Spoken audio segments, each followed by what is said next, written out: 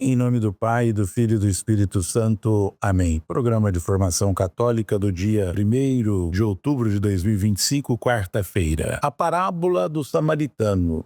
Passou junto dele, ao vê-lo, ficou profundamente compadecido. Lucas 10:33. Hoje nós continuamos a meditar sobre algumas parábolas do Evangelho que constituem uma ocasião para mudar a perspectiva e para nos abrirmos à esperança. Às vezes a falta de esperança deve-se ao fato de nos fixarmos num certo modo rígido e fechado de ver as coisas, e as parábolas ajudam-nos a olhar para elas de outro ponto de vista. Hoje eu gostaria de falar para vocês de uma pessoa experiente, preparada, um doutor da lei, que contudo deve mudar de perspectiva, porque está concentrado em si mesmo e não se dá conta dos outros. Lucas 10:25-37. Com efeito, ele interroga Jesus sobre o modo como se era da vida eterna, recorrendo a uma expressão que a entende como um direito inequívoco. Mas por detrás desta pergunta talvez se esconda precisamente uma necessidade de atenção. A única palavra sobre a qual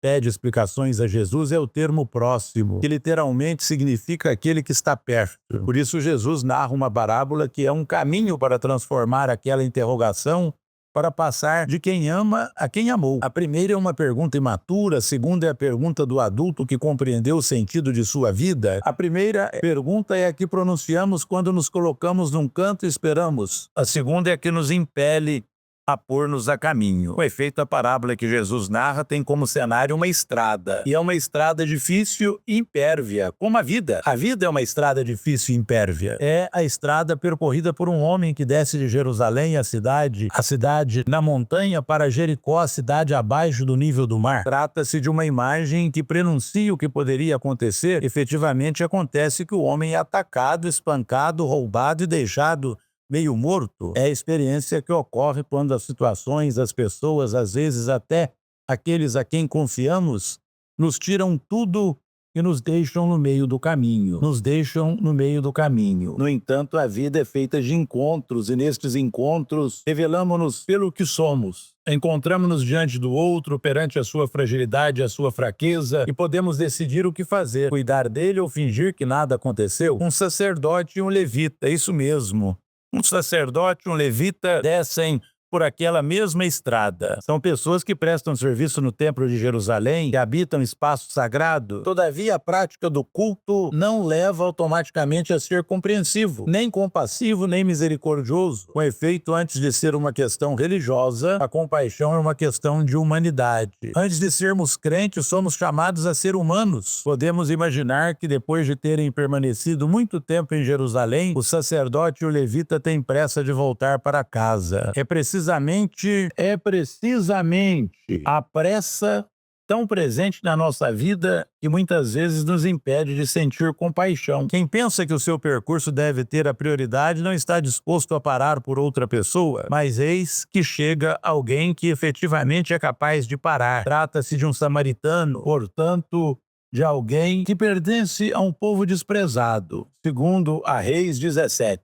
No seu caso, o texto não especifica a direção, mas diz apenas que se encontrava a caminho. Aqui, a religiosidade não tem nada a ver com isso. Esse samaritano detém-se simplesmente porque um homem diante de outro homem que precisa de ajuda. A compaixão exprime-se através de gestos concretos. O evangelista Lucas concentra-se nas ações do samaritano, a quem chamamos bom, mas que no texto é simplesmente uma pessoa. O samaritano faz-se próximo, pois se quisermos ajudar alguém, não podemos pensar em manter-nos à distância. Devemos envolver-nos, sujar-nos, talvez contaminar-nos.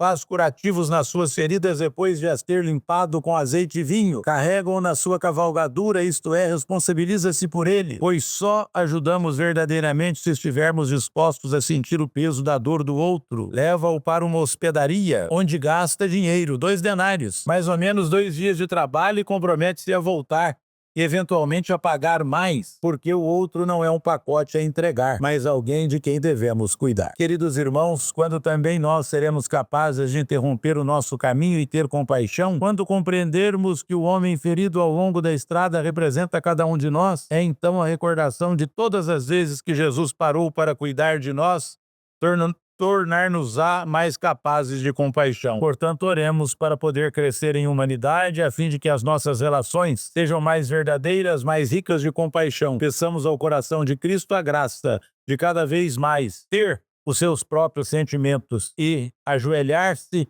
pegar aquele homem que estava ferido, cuidar dele e dar a ele de novo a vida. Ave Maria, cheia de graça, o Senhor é convosco, bendita sois vós entre as mulheres, bendito é o fruto do vosso ventre, Jesus. Santa Maria, Mãe de Deus, rogai por nós, pecadores, agora e na hora de nossa morte. Amém. O Senhor esteja convosco, Ele está no meio de nós. E a bênção de Deus Todo-Poderoso, Pai, Filho e Espírito Santo, desça sobre vós e permaneça para sempre. Amém. Ide em paz e anunciai o Evangelho do Senhor. Graças a Deus. Que caminha rumo ao Pai. Somos povo da aliança, que já sabe aonde vai. De mãos dadas a caminho, porque juntos somos mais. Pra cantar um novo hino de unidade, amor e paz. Para que o mundo creia na justiça e no amor, formaremos um só povo, num só Deus, um só pastor. De mãos dadas a caminho, porque juntos somos mais. Pra cantar um novo hino de unidade, amor e paz. Todo irmão é convidado para a festa em comum, celebrar a nova vida, onde todos sejam um. De mãos dadas